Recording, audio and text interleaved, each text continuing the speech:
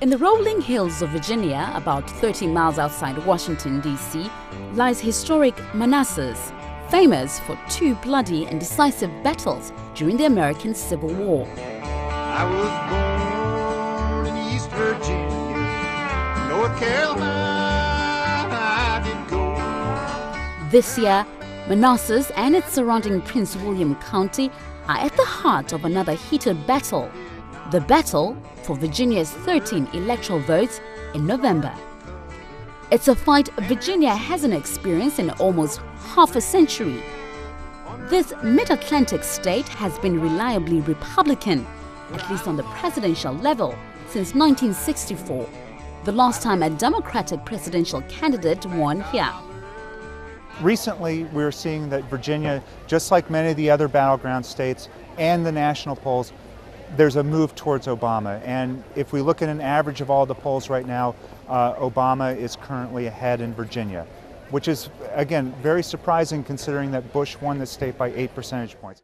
Many voters, even those who helped elect President Bush, blame this administration and its party for their problems.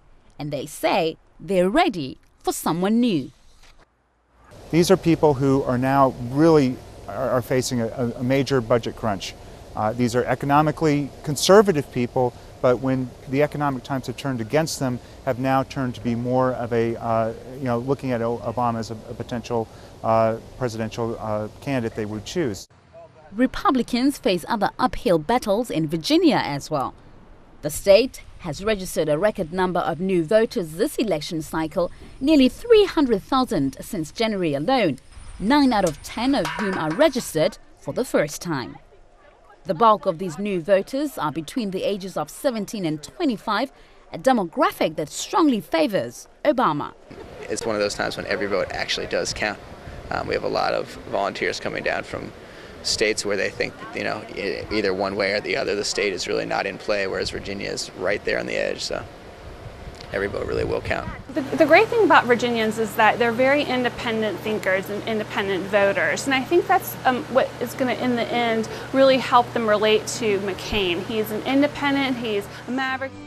With 3 times the number of campaign officers as his opponent and record levels of volunteers in the state, the Obama campaign is feeling optimistic for the first time in 44 years.